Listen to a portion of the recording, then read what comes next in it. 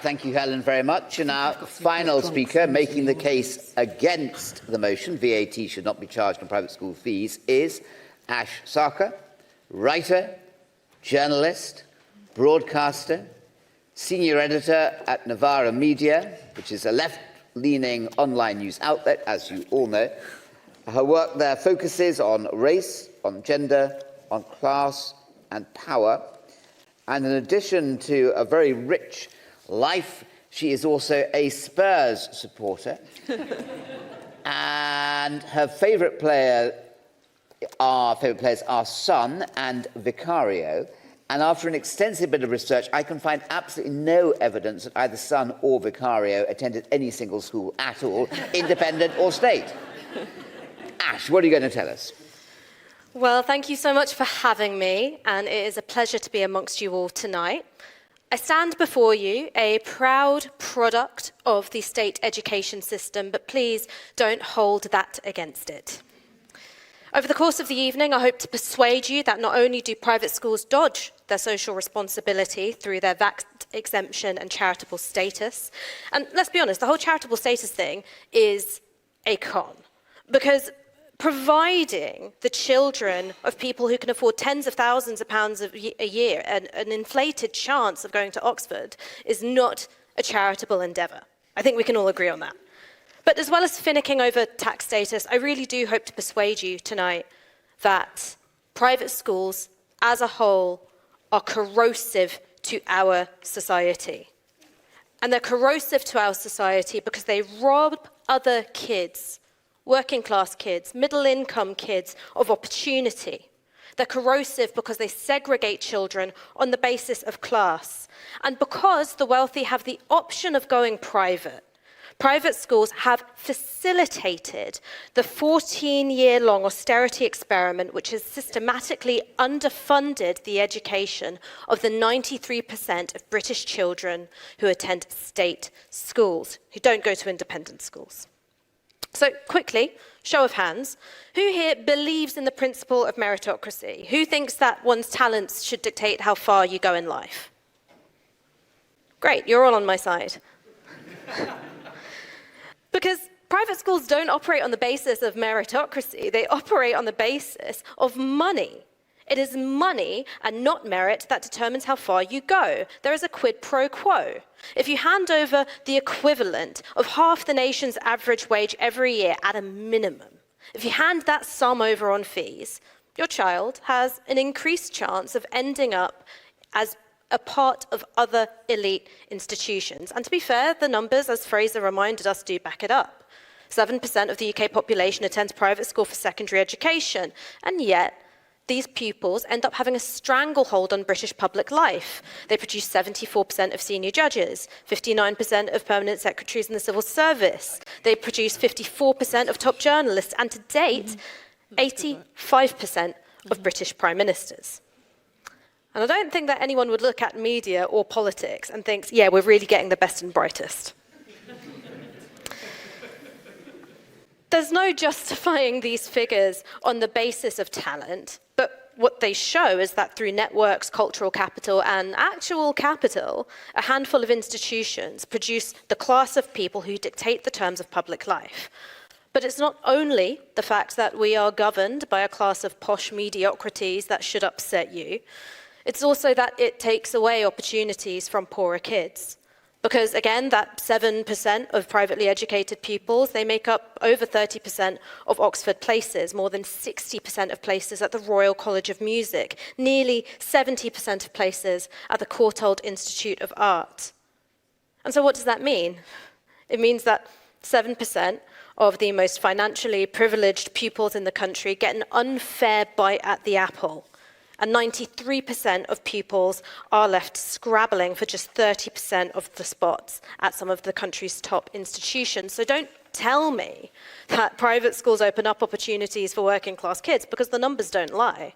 Whatever crumbs, and they are crumbs, which get offered through scholarships or bursaries or that nice day once a year where you can go and look at the grounds that you can't attend, those crumbs are vastly outweighed by the opportunities that private schools block at the societal level. Now, I want to talk about class segregation. And I do believe that segregation is the correct word. Because if we were having a debate about schools which were segregated on the basis of race, but don't worry, 10% of the places, or maybe even 20% of the places, are theoretically available to Black and Asian school children, we wouldn't be defending that. We would rightly be outraged. We would say that is deeply unfair. You are encoding an unfair practice at the heart of your institution.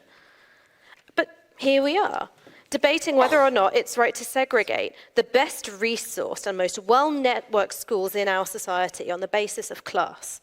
And honestly, that makes me despair. As mentioned earlier, I went to a comprehensive girls' school in North London for secondary, and it was truly diverse. Doesn't mean it was always easy, but it did mean that it was never dull. The pupil intake, it ranged from girls who were solidly middle class to girls whose parents were mechanics to girls who were in and out of the care system, girls who were refugees. And I will never ever forget the time when in year 7, I made a friend and I brought her back for tea, and it turned out that my mum was her social worker. And I'm sure that for many parents, that would fill you with dread and terror. The idea that you're sending your kid to attend a school and other children may have come from literal war zones, both at home and abroad. But retaining a system of social apartheid where kids from disadvantaged backgrounds don't get to breathe the same rarefied air as kids from more privileged ones, that is the thing that I find terrifying.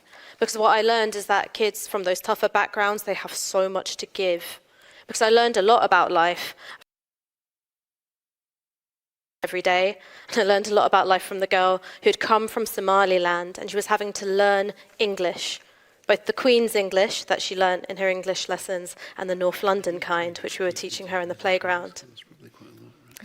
And we know from study after study that socio-economically integrated schools produce better results for disadvantaged pupils. And I think it's good. I think it's an inherently good thing when people from challenging backgrounds aren't abandoned by those from more stable or more affluent upbringings. Because what kind of message do you think it sends when you say that those kids, I mean, also kids like me, were simply too dangerous, too rambunctious, and too poor to share a classroom with? But in addition to that, I think that diverse state schools, they produce better learning environments than the socially impoverished experience at fee-paying schools. I think that you learn more about the world, you learn more about yourself, you learn more about the people that you are, I think, privileged to share a country with. And I don't think it's right that for many amongst those 74% of privately educated judges, maybe the first time they encounter someone who went through the care system is when they're sentencing them. When Nicky Morgan became Education Secretary in 2014, not one single minister in her department had attended a state school, and that same year, the Department of Education proposed a £200 million cut to local councils' education funding. And between 2010 and 2021, per pupil funding for state schools was cut by 14 percentage points. And I don't think that those things exist separately from the private school system. I think it was made possible because of the private school system. Because you're not going to be punished by the voters you count on if they've got a safer option for their kids and they don't have to send their kids to the schools which have the crumbling concrete or are beset by strikes or have teacher retention problems. The existence of the private sector for wealthy parents means that governments can get away with murder in the state sector. And it's just so much easier to impose unjust sentences, write unjust stories, and craft unjust legislation when you've had little contact with the people who'll be most affected by it. And look, here's the simple thing that I want to say. If private schools didn't confer an unfair advantage, nobody would fucking pay for them.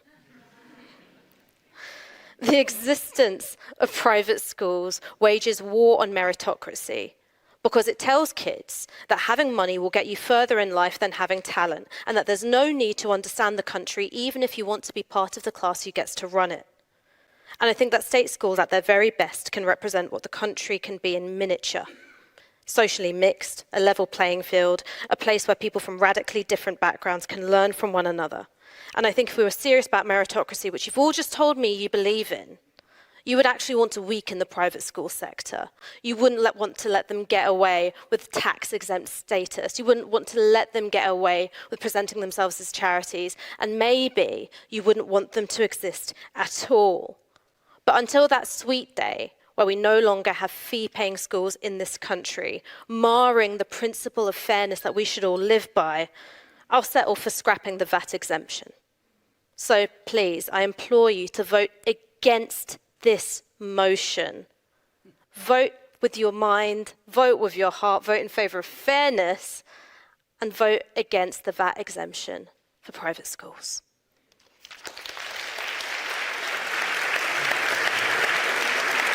Yeah, well done, Anne.